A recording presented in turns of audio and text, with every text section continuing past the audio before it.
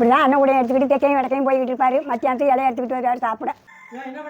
குழம்புக்கு எதுவும் வாங்கிட்டு வந்தா தானே குழம்பு வைக்கலாம். எனக்கு ஒன்றும் வேண்டாம், நீங்க தான் கேட்பீங்க. உங்களுக்கு பிடிச்சத வாங்கிட்டோம். என்னம்மா ஞாயிற்றுக்கிழமை பஞ்சாயத்து கூட்டிட்டுல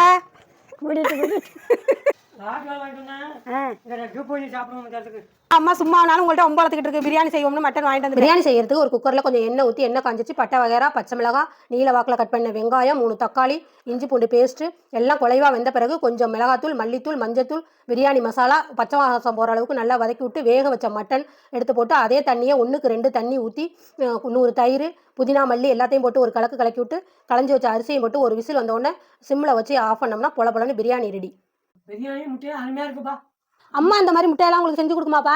அம்மாவுக்கு அதெல்லாம் செய்திருக்காப்பா. ஒரு ரைட் பண்ணுங்க. பாய். உங்க அப்பாவுக்கு என்னதான் ஆக்கி போட்டாலும் இத்தனை வருஷம் ஆக்கி போட்டா ஒண்ணுமே நல்லா இல்லை. நீ வச்ச நல்லா இருக்கு.